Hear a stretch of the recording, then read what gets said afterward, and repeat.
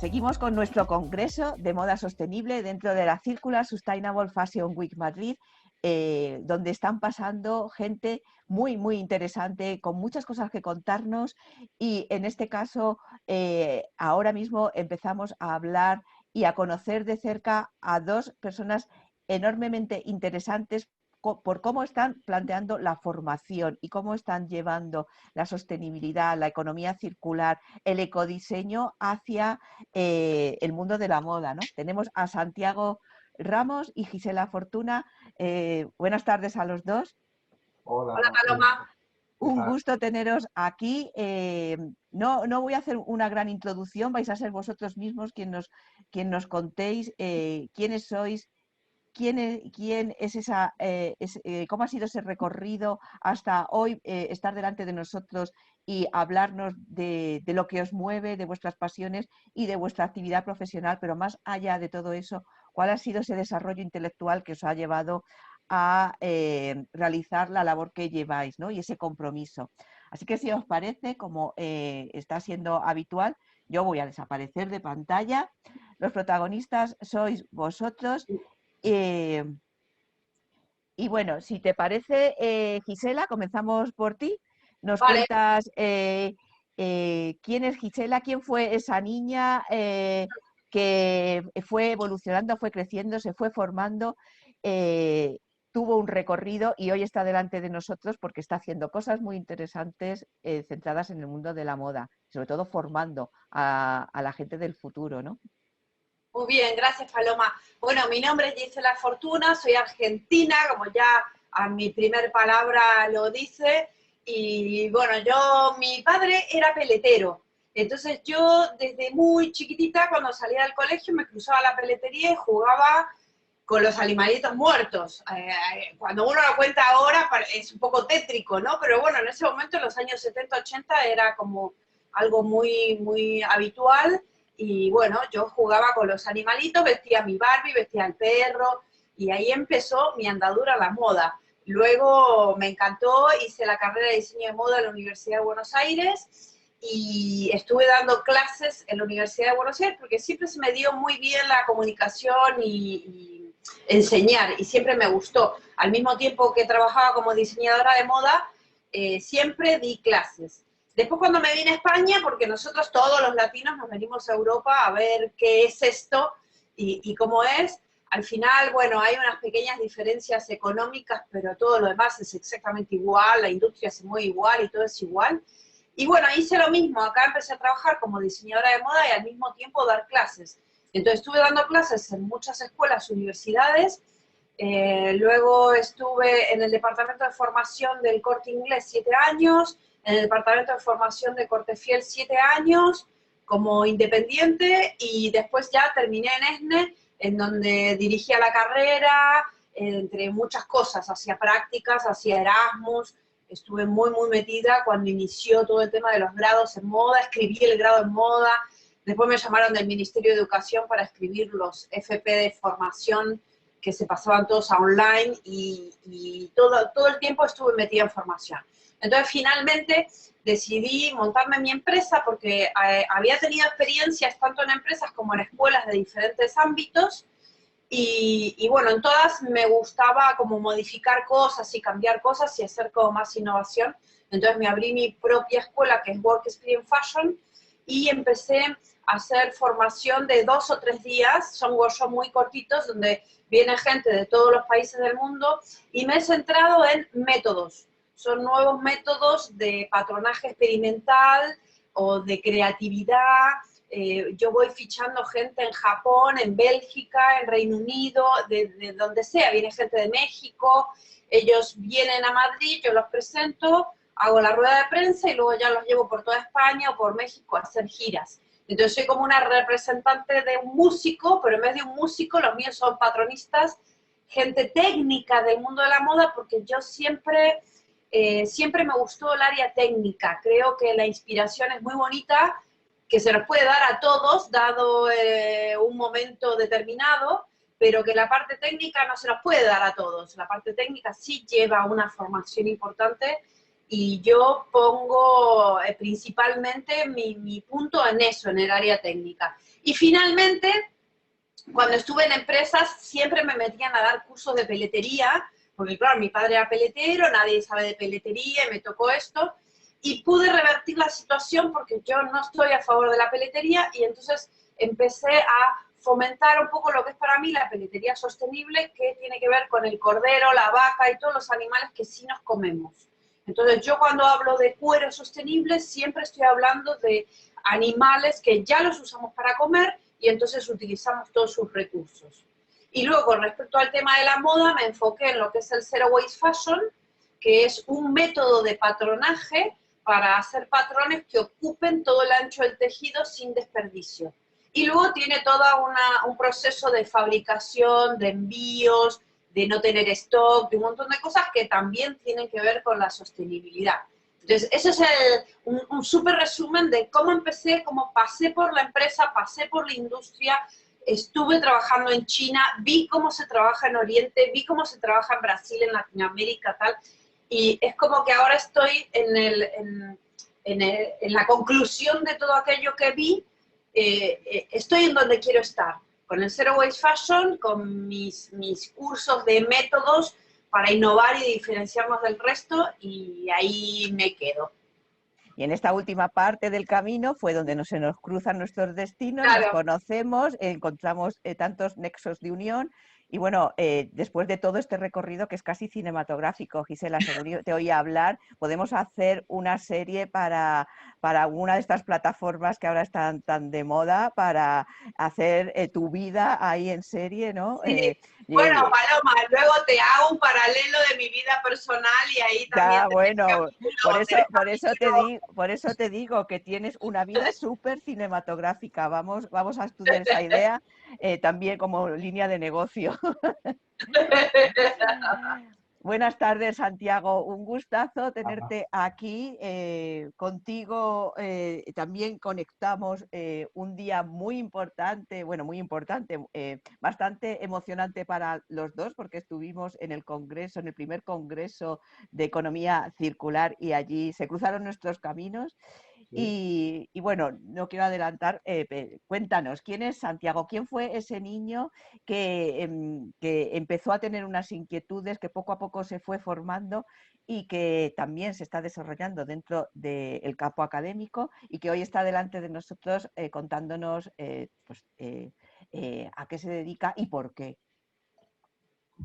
Pues muchas gracias, Paloma. Hola, Gisela. Encantado de poder compartir este tiempo con vosotras. La verdad es que me he quedado impresionado por todo lo que ha comentado Gisela y bueno, voy a intentar poner yo también mi granito de arena y colaborar con vosotras. Y también entrar en esa película que nos vamos a montar, ¿no? Para que entres dentro del guión. Me apunto. Tiene muy buena pinta. Sí. Pues os cuento un poquito.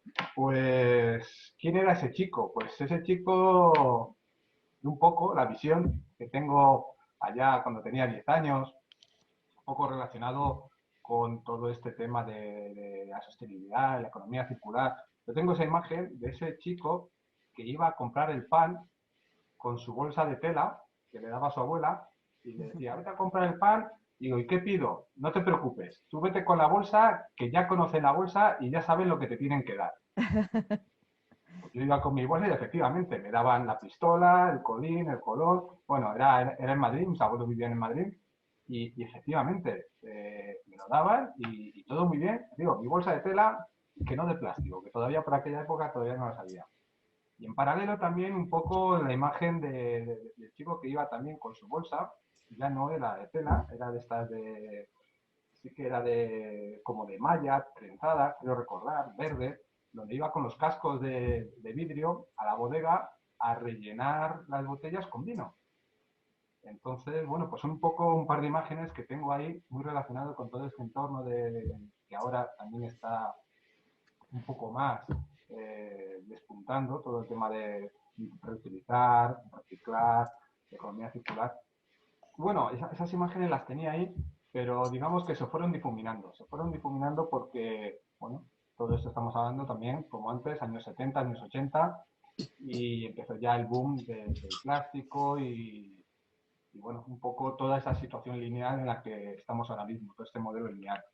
Entonces, bueno, Santiago fue creciendo, hizo química orgánica, la especialidad de polímeros en plásticos, casualmente, y digamos que yo un poco bromeo y vengo a explicar o vengo a decir que yo vengo del modelo lineal, yo vengo de la economía lineal, vengo de ese modelo productivo de produce, fabrica, que tú estoca, que ya venderemos, que el comercial ya venderá, y vengo de ese modelo. Es decir, vengo de ese modelo, vengo del plástico, con sus pros y sus contras, no soy ni anti ni pro, ¿de acuerdo?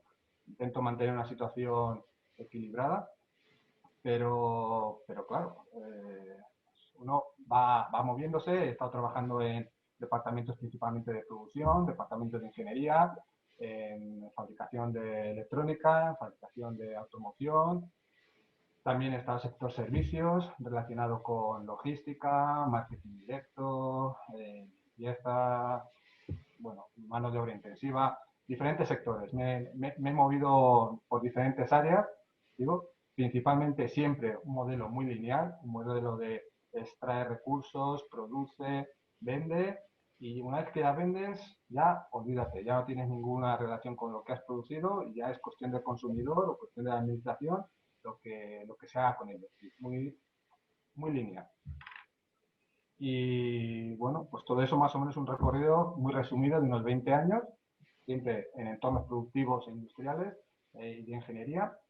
Y hace cosa de 3 4 años, bueno, pues tomé la decisión de decir, bueno, vamos a dar un vuelco. Yo traigo todo un bagaje, traigo todo un conocimiento, pero esto no puede seguir así. Recordé, me vinieron a la memoria esas imágenes del chico con su bolsa de pan o del chico con sus vidrios, con sus botellas para ir a rellenar, y eso se había perdido o ha desaparecido. Está empezando a retomarse ahora un poquito y con ciertas pinceladas o ciertos enfoques.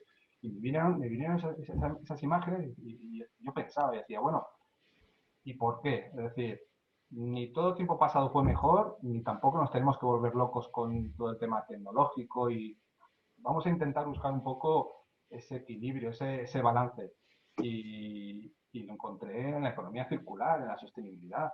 Es decir, yo me di cuenta efectivamente que ese hecho de que yo fuese con mi bolsa de tela y que sin decir nada supiesen lo que me iba a llevar, porque era lo que compraba mi abuela, pues eso está perdido. Es decir, ese comercio local, ese comercio de barrio, ese conocernos, vas a tu centro comercial y es tan fácil consumir, es tan fácil gastar, es tan fácil. Y ya no hablo de temas económicos, digo simplemente de esa facilidad. O esos vidrios, ¿no? Esas botellas que te limpiaban en la bodega, te rellenaban el vino, cogías un litro de esto, un litro del otro, y los residuos que se generaban eran mínimos, eran mínimos. Entonces, tampoco es cuestión de volver a ello, de decir, oye, no, ese es el modelo perfecto. No, pero aprendamos de esas cosas buenas que hemos tenido, que hemos abandonado, y sobre todo, la tecnología es un apoyo. Vamos a utilizarlo para conseguir esa combinación ganadora.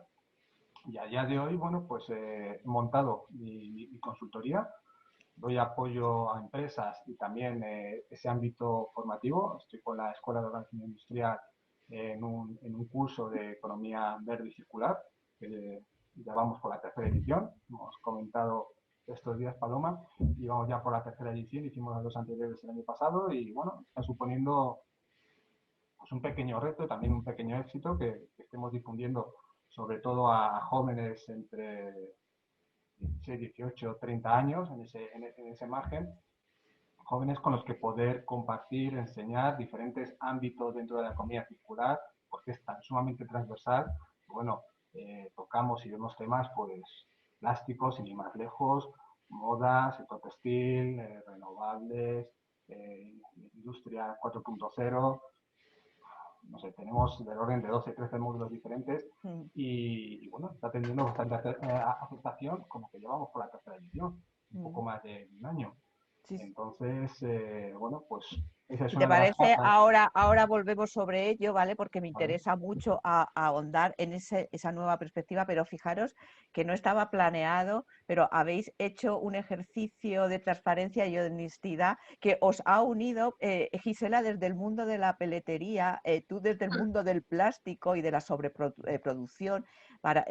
También lo que nos interesa mostrar es que todos tenemos un pasado y que todos venimos de un modelo que realmente era insostenible y que poco a poco hemos ido abriendo los ojos, ¿no? Entonces, es muy bonito ver cómo realmente la gente evoluciona y la gente reacciona a eso, ¿no?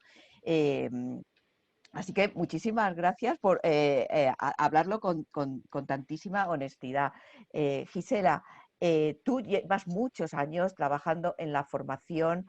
¿De qué formación venimos y cómo están temblando los cimientos de esa formación que estamos recibiendo? Porque el panorama que tenemos delante lo está exigiendo. ¿Tú lo estás notando eso? Cuéntanos Sí, cómo era antes, cómo ahora se está planteando o notas que no se está planteando, porque todo hay, claro. sí, sí, a ver, va muy lento. Es decir, cuando yo empecé con Work Experience Fashion, yo lo que vendía eran experiencias, no eran cursos de formación. Eran experiencias como experiencias laborales. Entonces viene un súper famoso que ya trabaja con este método y tú lo que vas a hacer es trabajar con él ese método. Entonces todo lo que yo hago es una formación trabajando. Lo mismo son las prácticas. Los chicos vienen de otros países y directamente se meten a trabajar en una empresa. Yo soy partidaria de eso porque yo desde el primer año de la carrera trabajé y la verdad te digo, Paloma, aprendí más trabajando que en la universidad.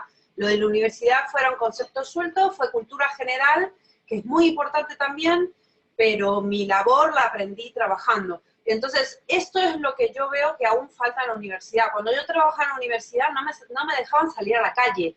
Yo hacía ejercicios con mis chicos en el parque de atracciones, en la calle, hay que estar en la calle. Yo he viajado mucho, pero ahora que no se puede viajar, pues me muevo por donde me puedo mover, pero hay que estar muy atento a ver cosas. Entonces, en las universidades hay muchas cosas académicas y burocráticas que te dan un cierre, es muy cuadriculado, cada profesor da su asignatura. Entonces,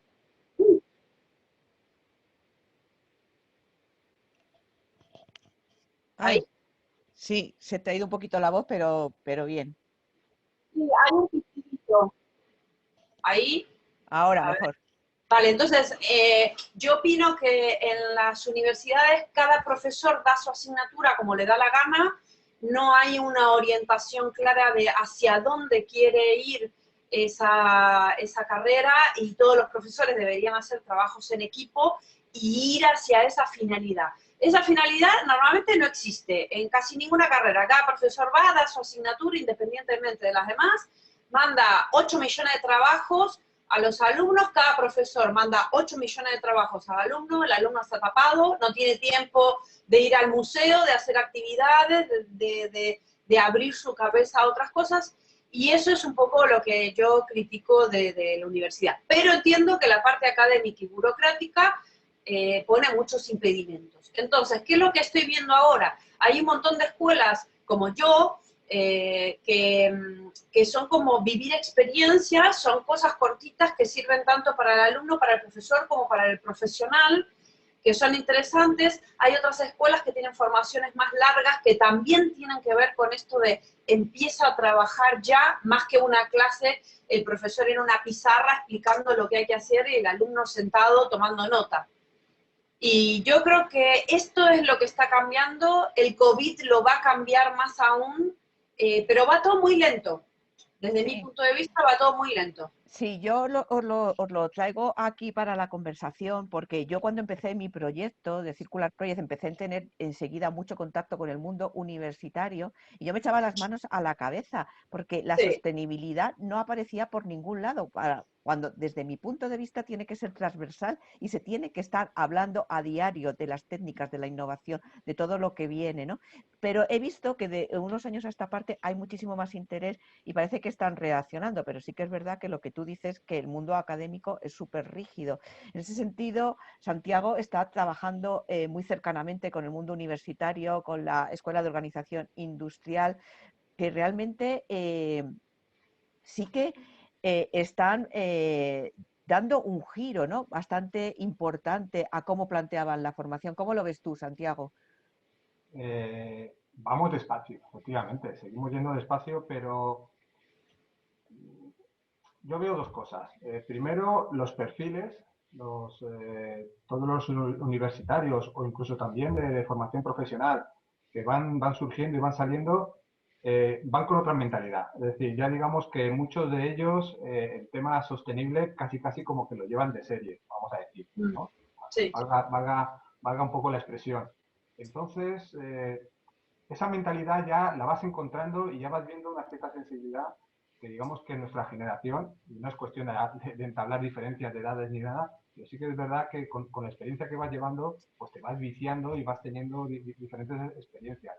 Pero por ese lado, los jóvenes están teniendo ya esa inquietud de hay que empezar a hacer las cosas diferentes. Pero claro, desde el punto y desde la fuerza que ellos tienen, que acaban de salir a la universidad, dicen, pero si es que lo primero que tengo que encontrar es un trabajo, ¿cómo me voy a poner a cambiar o no cambiar? Más allá de mi ámbito personal. Claro. Entonces, eso ya lo trae. Pero por otro lado, efectivamente, a nivel ya académico, es cierto que en algunas carreras ya empieza a moverse algo, ya de una forma directa o indirecta empiezan a incluirse nociones de sostenibilidad, de economía circular, pero es cierto que va muy despacio. Entonces, en este caso, pues por ejemplo, de la EOI, como cualquier otro organismo también o cualquier otro tipo de formación, ya sí que se empieza a concretar un poco más y se empieza a dar bastante más profundidad o se empiezan a sacar cursos que ya permiten enfocar hacia eso, hacia sostenibilidad en diferentes sectores o circularidad también en diferentes sectores porque afecta a todo, es tremendamente transversal. Entonces ahí es donde muchos profesionales podemos entrar y podemos aportar ya nuestra experiencia más allá de un entorno académico o más allá de un entorno puramente universitario en el que hay que impartir unas enseñanzas o una serie de temáticas, pero como me pasó a mí cuando yo terminé, dije, vale, muy bien, tengo mi papel, tengo mi título, he salido a la universidad y ahora, ¿a dónde voy? ¿Qué hago?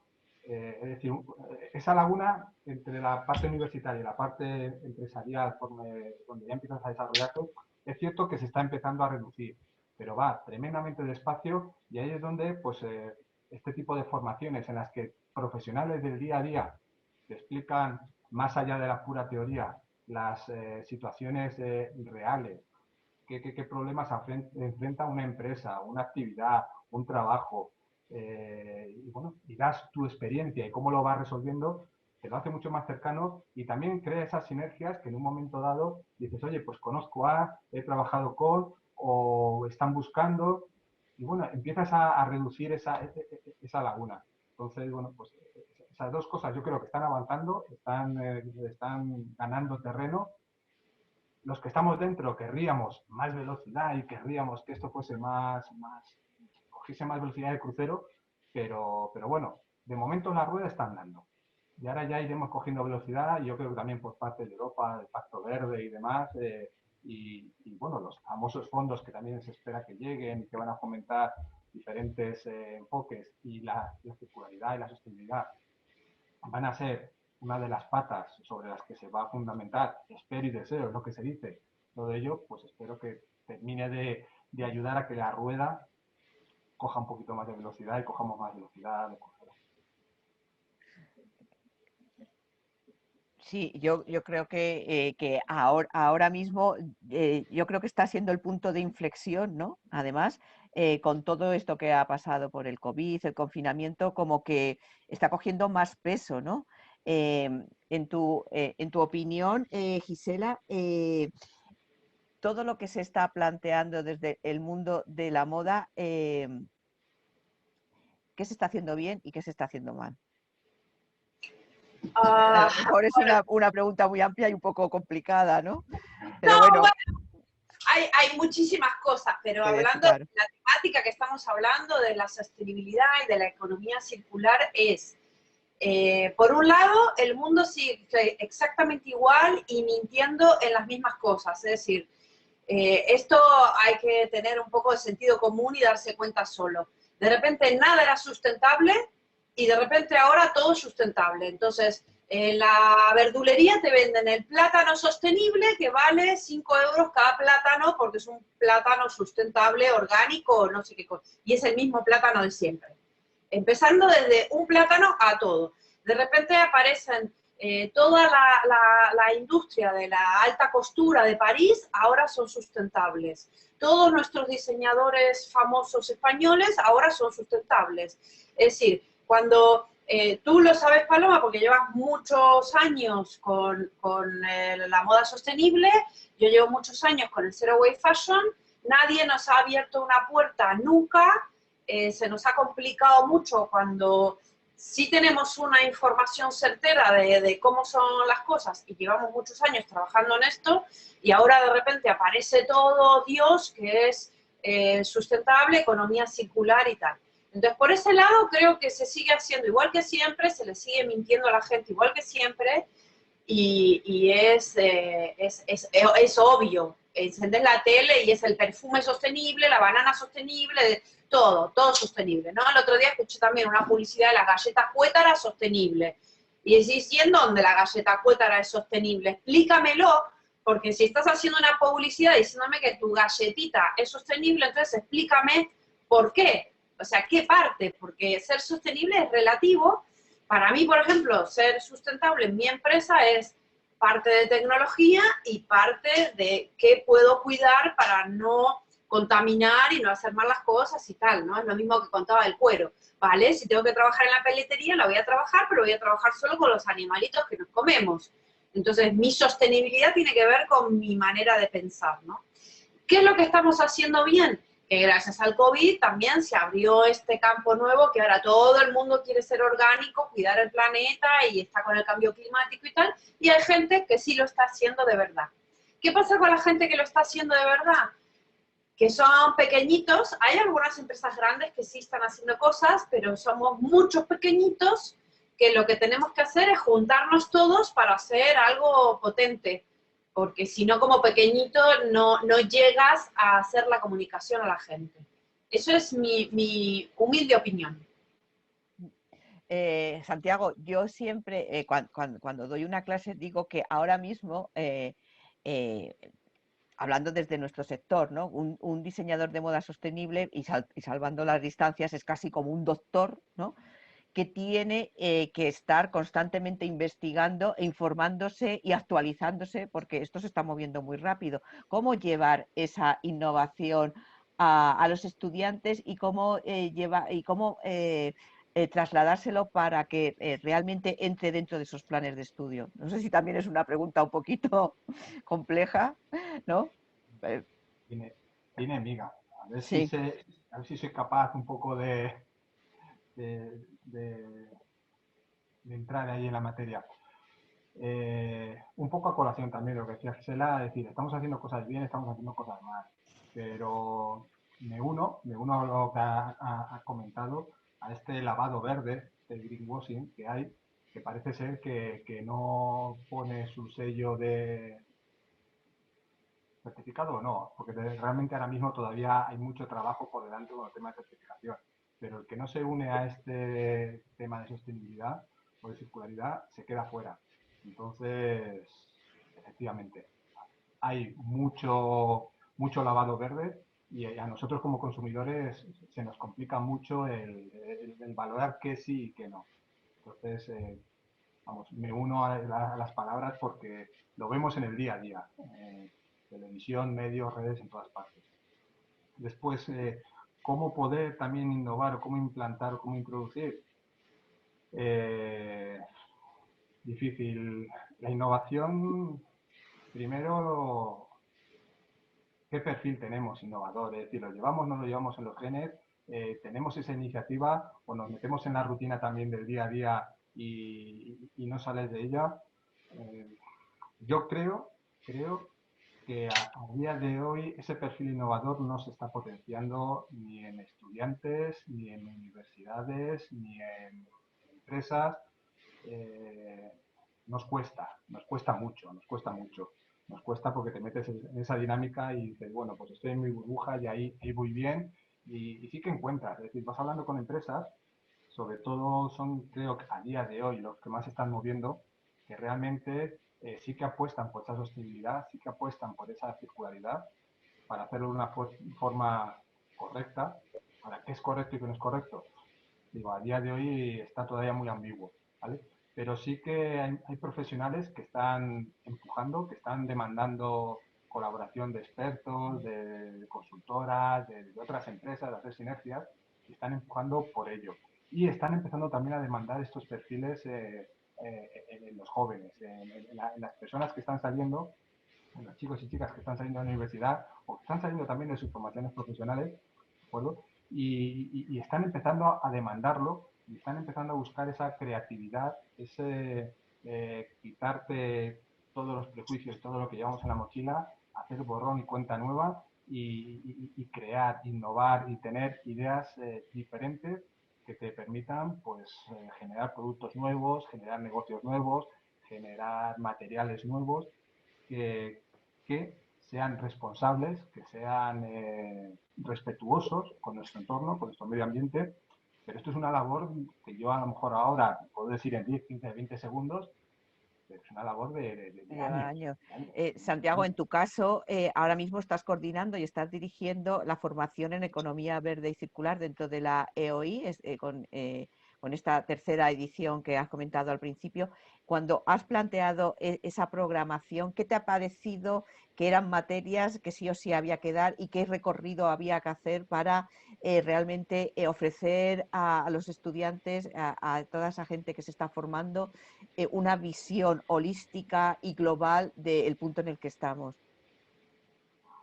Materias, lo primero, sobre todo, un espíritu crítico. Es decir, eso, pero yo te digo, a lo mejor dentro de lo que es el curso, pero esto es válido para todas las fases de la vida, desde nuestras criaturas más pequeñas hasta los más mayores, me da igual, pero el tener ese espíritu crítico, ese plantearse y preguntarse, pero también te hace falta tener un mínimo de formación o de conocimiento o saber de dónde poder sacar esa formación y ese conocimiento para realmente tener esa actitud crítica.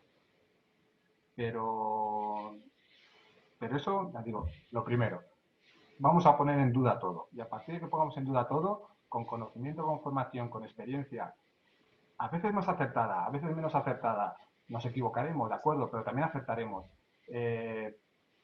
Ver, evolucionar, innovar, ¿de acuerdo?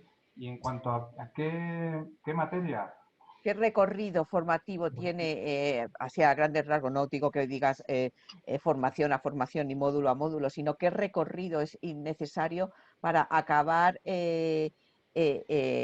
son 2 meses creo, esos dos meses con una visión bastante completa de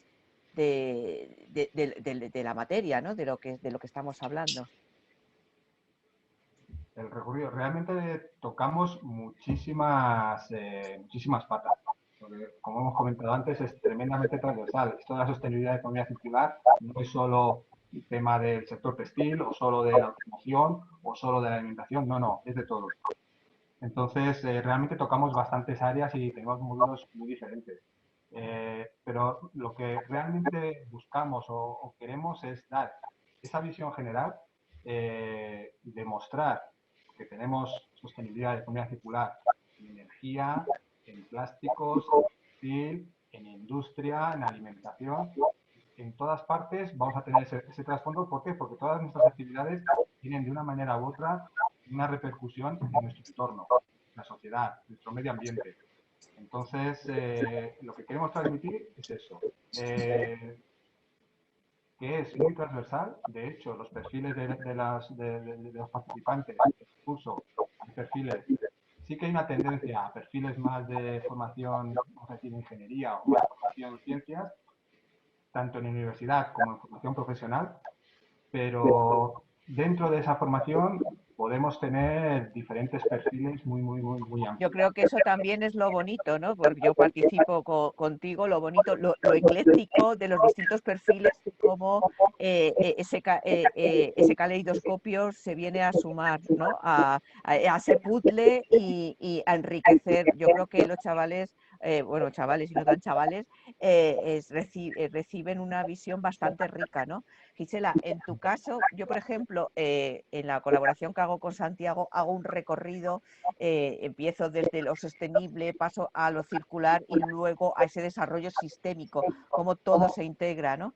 En tu caso, que vas más focalizada al diseño, al zero waste, ¿cómo planteas también esa formación para que ellos también interioricen, ellos y ellas, interioricen ese diseño y tengan esa visión global, ¿no? Sí, mira, por un lado, quiero decir una cosa con la que estoy muy de acuerdo con lo que dijo Santiago, que para mí es fundamental tener un pensamiento crítico, pero es fundamental para poder tener, uno no tiene un pensamiento crítico de un día para el otro. Para tener un pensamiento crítico, sí o sí, hay que tener conocimiento. El conocimiento no es mirar las redes sociales, el conocimiento es investigar. Lo que está faltando en la industria de la moda, que es en donde yo conozco, es el conocimiento de la tecnología textil. Mucha gente se pone una marca de diseño sostenible y trabaja el algodón teñido con remolacha. Y vale, sí, eso puede ser sostenible por un lado, pero por el otro lado contamina mucha agua, la remolacha se destiñe, entonces al final la prenda cuánto tiempo te dura. O sea, el tema de la sostenibilidad es tan relativo y insisto en que hace falta una formación enorme con lo que es ingeniería textil. Yo en mi universidad, por suerte y gracias a Dios, tuve 3 años de ingeniería textil con ingenieros textiles dándonos la asignatura y luego en Corte Inglés aprendí un montón de esto.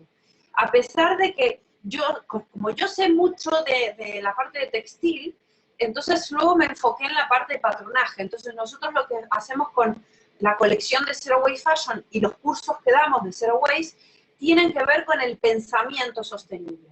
Es decir, un diseñador tiene que pensar su metodología de diseño en sostenible. Ese es el cambio, es como olvídate de todo lo que has aprendido, borra y vamos a iniciar de nuevo.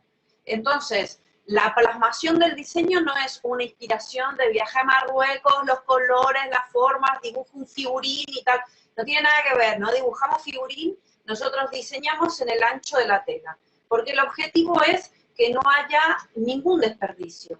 Entonces, yo tengo que conocer muy bien la estructura del cuerpo, la forma y cómo se transforma el plano en volumen para, en ese ancho de tejido, hacer una grilla de formas geométricas para convertir una prenda.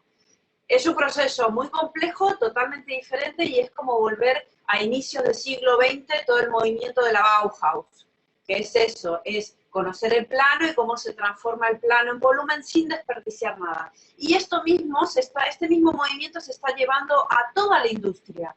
Porque si vos trabajás con plástico, si a vos te viene una placa de plástico que tiene una medida determinada, pues tendrás que diseñar productos para que tenga cero desperdicio.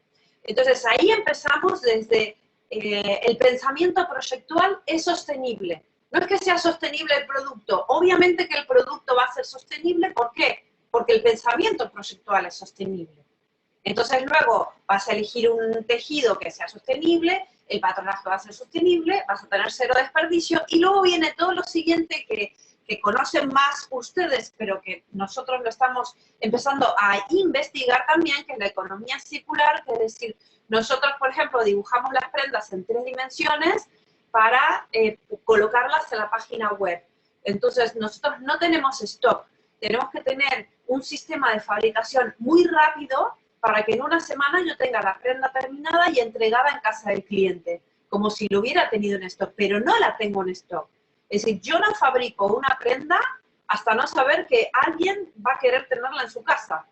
Entonces, tampoco tengo desperdicio, ¿no? Y luego buscar un poco cómo se hace ese envío, desde qué lugares puedo fabricar. Entonces lo que estoy investigando ahora es buscando talleres que me puedan fabricar en Perú, en México, es decir, tener la fabricación en muchos países para que cuando me piden a mí algo desde España, yo lo mande desde España y no desde la otra punta del planeta, que tengo que traer un avión con una chaqueta y tal, ¿no?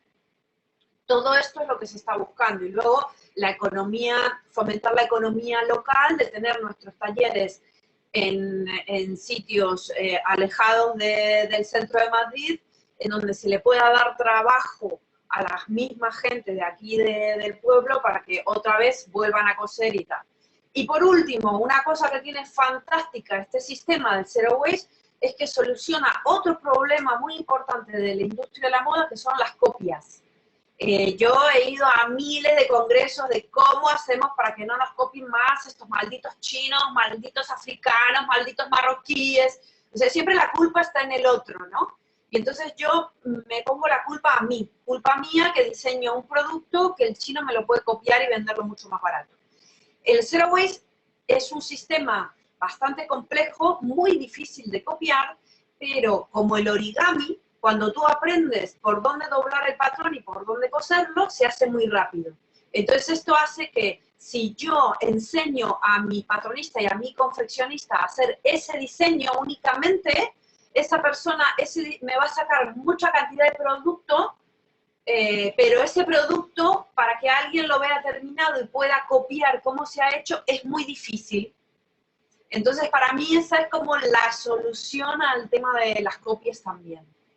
Y bueno, eso hace que también sea sustentable en el sentido de que los diseñadores podamos vender nuestros productos al precio que realmente tienen. Realmente es todo un reto y es apasionante todo lo que se presenta delante de nosotros. Yo siempre se lo digo en mis formaciones, que antes un diseñador se ocupaba de la parte estética y técnica, ahora su responsabilidad y su grado de exigencia aumenta, pero es muchísimo más apasionante, ¿no? Sí. Es esa apuesta por hacer ese producto global y totalmente sostenible y de bajo impacto, ¿no? Y como veis, yo soy una fan de esa visión holística de todo, ¿no? Esa como forma parte de un todo, ¿no? Y que creo que también hay que trasladar a la formación, ¿no? Esa manera de hacerlo transversal, esa visión holística del sector en el que ya un médico, un estudiante que se está especializando en medicina no está de espaldas a alguien que está haciendo una ingeniería o alguien que está haciendo un desarrollo en economía circular, ¿no? Yo entiendo que esto tiene que ir de la mano y que nos tenemos que mirar los unos a los otros.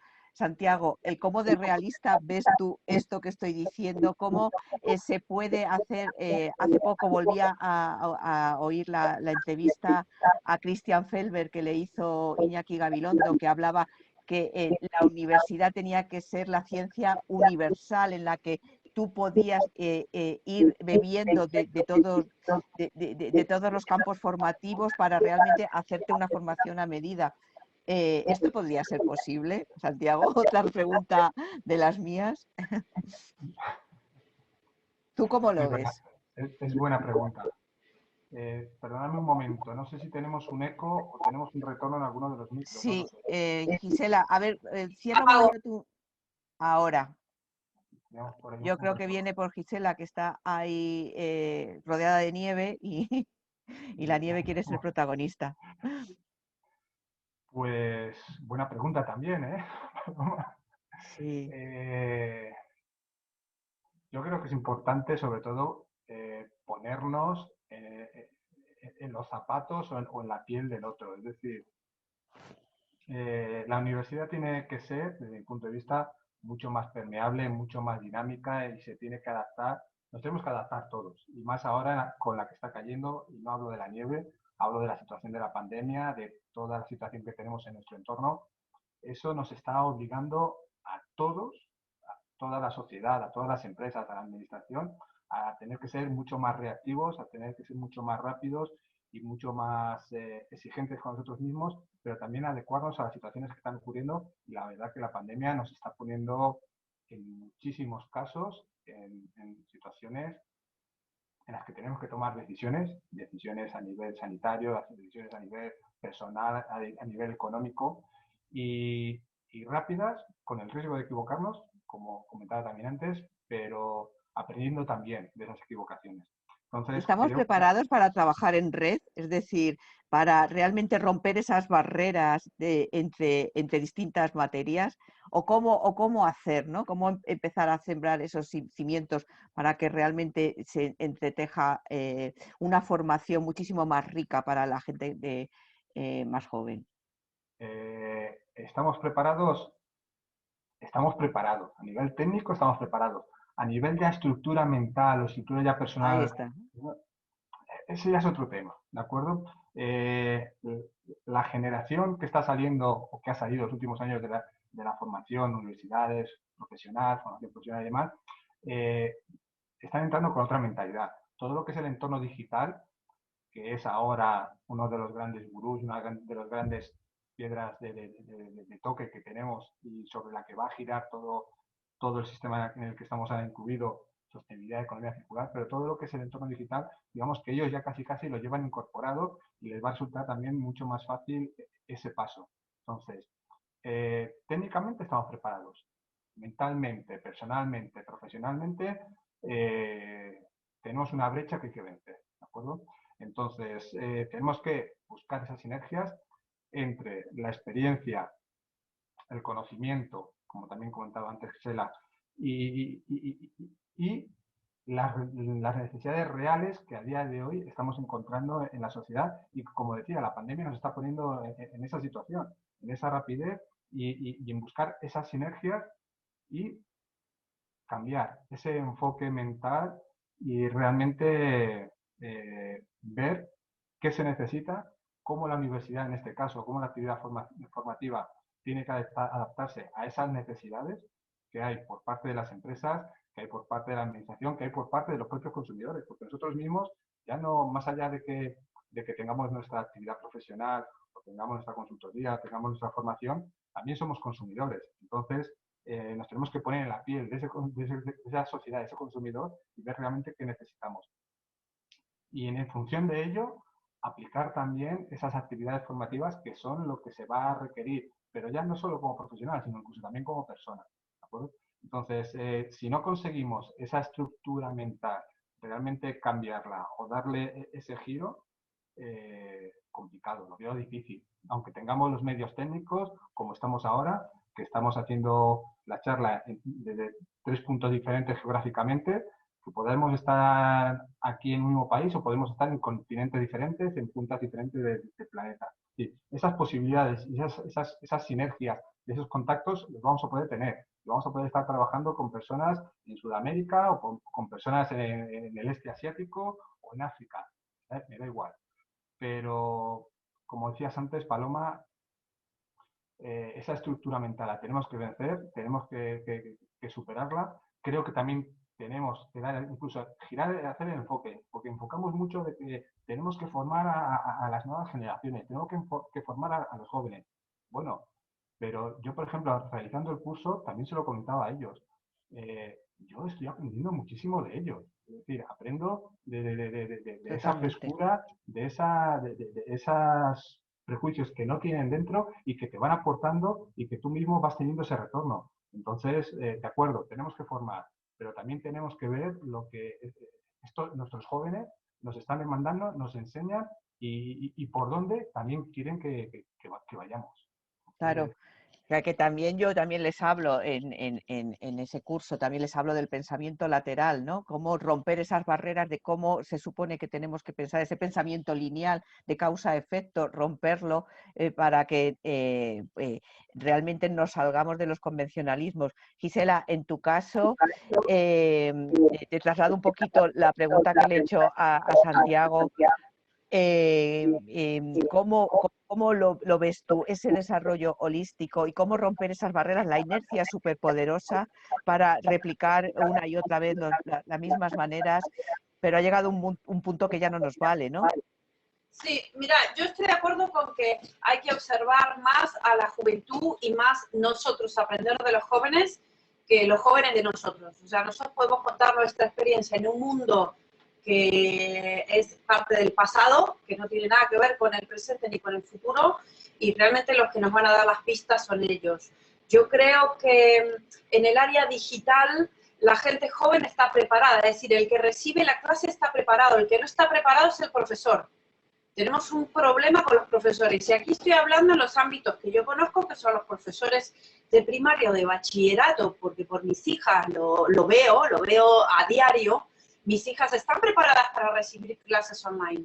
El que no sabe prepararlas es el profesor. Y en la universidad pasa exactamente lo mismo. Mis chicas ven vídeos de YouTube y aprenden mucho más que cuando tienen clase con un profesor. Falta muchísimo formar al profesor para que sepa dar una buena clase online. Si no, los chicos, la gente se aburre. Eso por un lado. Y por el otro lado, cuando vos hablas de la transversabilidad, que para mí es fundamental para hoy en día, es difícil de poner en práctica en una universidad, y te cuento por qué, según mi experiencia, lo que a mí me ha pasado. Y es por el mismo motivo, porque no hay profesores preparados, hay muy poquitos. Yo me acuerdo, estaba en la universidad y tenía millones de entrevistas, igual de las millones de entrevistas tenía 2 profesores preparados para hacer transversalidad. Y los demás no, porque solo saben de su materia. Y sobre todo yo he visto la diferencia de Europa con Latinoamérica, que es que en Europa hubo en un momento como que eran especialistas en algo. Yo soy especialista en esto, yo soy especialista en diseño con denim, pero no sé nada de lo otro. Entonces es difícil llevar a cabo la transversalidad. Con respecto a tener una carrera o un máster en donde sea el propio alumno que vaya eligiendo sus asignaturas y armarlo a medida, es maravilloso. Yo llevo años queriéndolo hacer y es muy complicado. ¿Por qué? Porque ya tienes que tener cantidad de alumnos para que todos los profesores tengan trabajo. Porque imagínate que un alumno elige una asignatura, pero 5 alumnos eligen otras. Entonces, tú en tu máster le tienes que pagar a todos los profesores, pero por ahí estás pagando a un profesor que está dando clase a un alumno. Entonces es muy complicado. Esto se está llevando a cabo en San Martin School, que es maravilloso, pero claro, esto es una universidad pública que se puede permitir esto y que hay millones y millones de alumnos estudiando moda. Entonces todos los profesores son como tutores, mandan a hacer trabajos y luego los chicos van a corregir y tienen sus tutorías. Entonces es maravilloso para el futuro poder elegir y armar tu puzzle de tu máster, tu carrera y tal. Pero burocráticamente es muy difícil. Ya, ya, bueno, pero ya el hecho de que estemos hablando de ello y que puedas existir esa posibilidad, pues supongo que abre el camino a que por lo menos se ponga encima de la mesa y se empiece a pensar en ello, ¿no? Sí. Y bueno, ya vamos, para ir terminando, quería también, Gisela, cierra un poquito el micrófono, que mientras Sí. no estás hablando hay como retorno. Eh, para ir terminando, tenemos ahí en ese horizonte, ese 2030, donde nos han puesto esa hoja de ruta camino a esos objetivos de desarrollo sostenible. Y quería saber cómo lo estáis viviendo vosotros, cómo de viable lo veis y cómo nos interconecta a unos con otros de esto que estamos hablando ahora, ¿no? Cómo esos objetivos de desarrollo sostenible nos lo han puesto encima de la mesa y cómo trasladarlo también a todo el mundo, ¿no? Porque nosotros lo manejamos a diario, pero yo me sorprendo cada vez que me salgo un poco de mi círculo, muy poca gente maneja sus claves, ¿no? Santiago, tú y yo nos conocimos en esa cumbre de economía circular en la que vino Obama y fue tan tan cacareado que hablaron de ello a nivel internacional en todo el mundo. Cómo hacer también algo así para que esos ODS los maneje todo el mundo, ¿no? Todo un reto. Yo la verdad que los estoy siguiendo ahora en el 2015. Pues, hombre, no me voy a poner ninguna medalla porque no es así, pero sí que es cierto que estamos ya en 2021. Yo tuve el primer contacto con los ODS allá por el 2016 aproximadamente y me empapé bastante y bueno, me pareció en su momento y me sigue pareciendo algo increíble, algo brutal, el que a nivel global tengamos estos objetivos, estén pilotando desde las Naciones Unidas, que sea continuidad de los objetivos del milenio que hubo en los 15 años previos y demás, pero efectivamente estoy totalmente de acuerdo contigo que más allá de ciertos círculos son totalmente desconocidos. Y eso que en algunos medios de comunicación, en tele, en redes sociales, internet, bueno, pues se van haciendo pequeñas campañas, pero como antes también contaba Gisela, a nivel, por ejemplo, docencia, educación primaria, secundaria, es un desconocido. Es decir, mis hijos, si saben algo de los ODS, es de las 2 o 3 cosillas o tonterías que me ven a mí de vez en cuando comentar, hablar, o algún papel que tengo encima de la mesa y demás, pero son grandes desconocidos y puede ser uno de los grandes hándicaps también para que realmente lleguen a buen puerto o no. Más allá de todos los seguimientos anuales que se están haciendo en los diferentes países, con sus semáforos, con sus mediciones, porque esa es otra guerra, otra batalla, daría también mucho para hablar, ¿de acuerdo? Pero ya hemos consumido 5 años, nos quedan 10 años por delante. Yo quiero pensar que en estos 10 años va a haber evoluciones y muy importantes, pero no calan en nuestro entorno. Es decir, primero, tiene cierta complejidad, ¿no? Porque cuando habla de los ODS, pues ahí tiene el 17 ODS con todos sus indicadores y con toda su historia por detrás. Entonces, primero, básico, a nivel colegios, a nivel institutos, primaria y secundaria, sobre todo en secundaria. En primaria seguramente que esté un poco más fuera de contexto, pero en secundaria yo no digo que tuviese que abrir una asignatura, ni mucho menos, pero que sí que tuviese alguna línea dentro de lo que es la formación, aunque no esté dentro de los currículos que esté previsto desde los diferentes ministerios, comunidades autónomas, pero sí el poder seguir algo para dar a conocer y en la medida en que se dé a conocer también aumenta la sensibilidad. Y lo que digo también en muchos casos, la formación e información que vienen de nuestros hijos, que vienen del instituto, que nos llega a nosotros, muchas veces, a nosotros como padres, ¿de acuerdo? Más allá del entorno en el que nos movamos, muchas veces es más importante que el que recibamos de arriba abajo. Un ejemplo, muchas veces o papá, apaga la luz, o papá, se ha roto la bombilla, pues pone una LED que consume menos. Te quedas de piedra y dices, bueno, ¿y tú eso cómo lo sabes? Pues porque me lo han contado en el cole, me lo han contado en el instituto. Pues ese mismo ejemplo lo podríamos trasladar, yo no digo a los 17 ODS, pero con que pudiésemos tocar 2, 3, 4 de los que pudiésemos elegir, me da igual, porque Claro. son todos muy válidos, nos podría llegar. Y ojalá que dentro de 2, 3, 4, 5 años, ya no digo 10, cuando sigamos hablando de estos temas, digamos, oye, pues realmente ha habido evoluciones, ha habido mejoras, pero yo ahí tengo una espinita clavada de que no avancemos todo lo que tengamos que avanzar. A lo mejor decimos, es que la situación de la pandemia no es el momento más indicado. Pues para mí sí, es el momento más indicado. Pues es un momento ahora, es un punto de inflexión importantísimo que estamos viviendo. Y vamos a aprovechar esta dinámica para introducir sostenibilidad, ODS, circularidad. No para hacerlo en 6 Claro. meses, 1 año, 2 años, no. A lo mejor con una hoja de ruta un poco más larga. Pero realmente vamos a poner más carne en el asador, lo que decíamos al principio de la charla, vamos a ver si cogemos más velocidad, porque para mí el momento actual es el momento para hacerlo y para que realmente los ODS cojan mucho más peso. Ahora, si me dices cuál de ellos, dificilísimo, son 17, pero me da igual, vamos a ir paso a paso, vamos a coger primero 2, después otros 2, tenemos tiempo, pero vamos a echarle carne al asador y vamos a poner más fuerza, más, pero por parte de todos, empresa, administración y sociedad. Y vamos a formar a nuestros hijos que es el futuro, y el presente, incluso te diría más. Claro, yo creo que esa hoja de ruta que tenemos es que nos pone enfrente de nosotros ese 2030 es como esa utopía que nos hablaba Galeano, ¿no? Que siempre está ahí en el horizonte y vamos andando, andando y que nos vamos acercando, ¿no?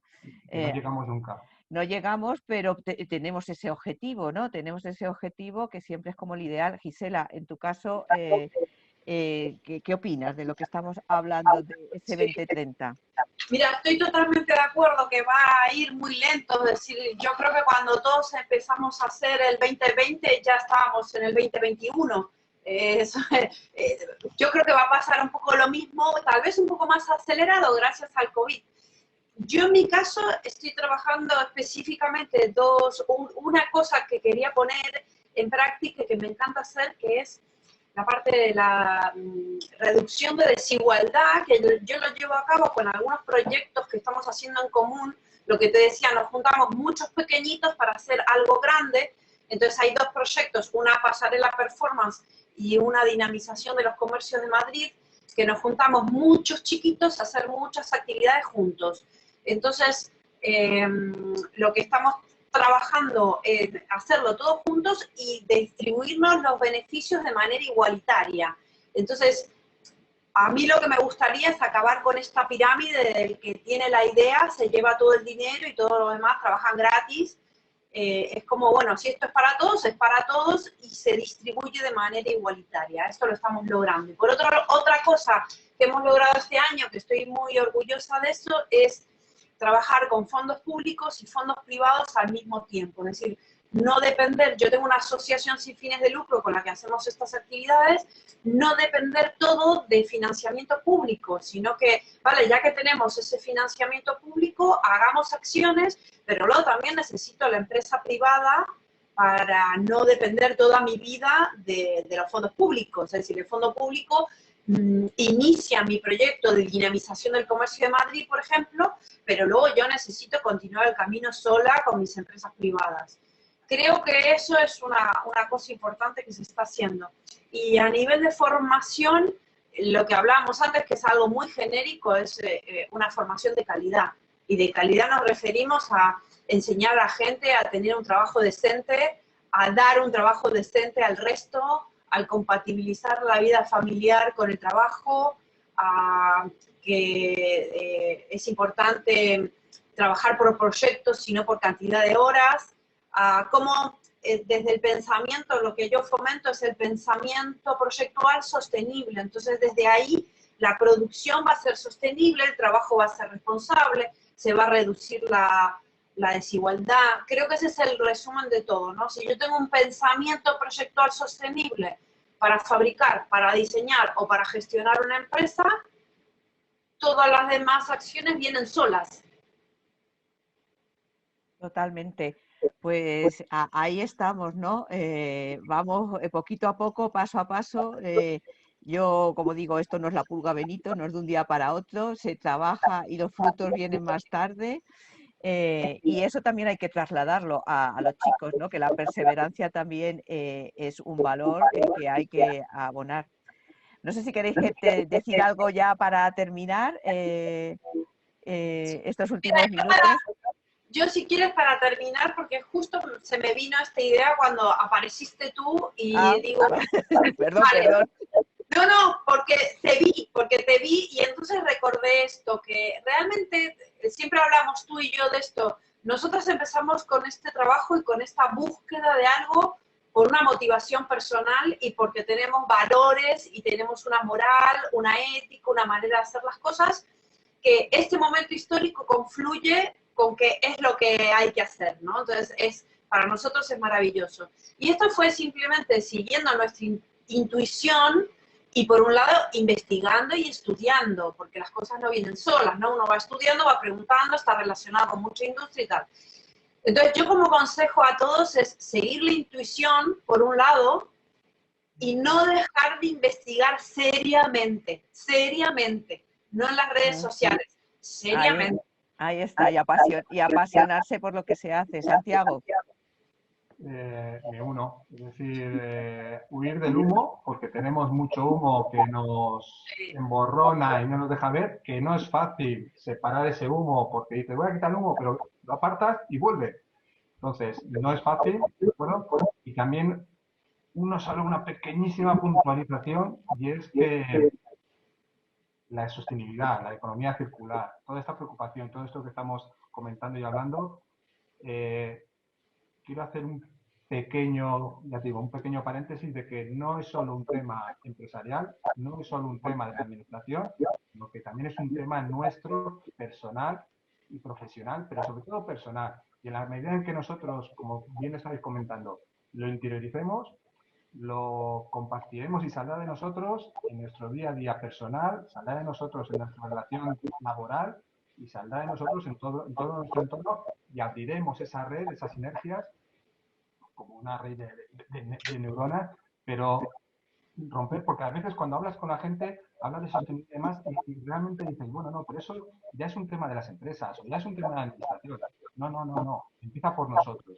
Si nosotros no lo tenemos dentro, no lo incluimos en nuestro ADN, de una manera u otra, y sobre todo en nuestros jóvenes, que es donde yo veo el núcleo que nos va a mover a todos, si no conseguimos eso,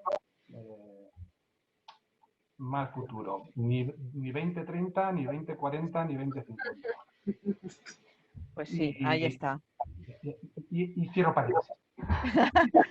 Bueno, un gustazo enorme. Gracias por haber compartido este ratito de conversación, estos diálogos para el cambio que estamos mostrando en este congreso de moda sostenible, que están resultando súper inspiradores con vosotros. Han venido a sumarse esa parte de formación y hacia dónde vamos y cómo cogemos ese barro que son nuestros estudiantes y les vamos dando forma hacia ese camino y cómo aprendemos nosotros también de su mano, ¿no? Así que un placer, un gustazo teneros hoy aquí. Muchísimas gracias y nada, vamos a seguir con nuestro congreso de moda sostenible. Un besazo enorme a los dos. Muchas gracias.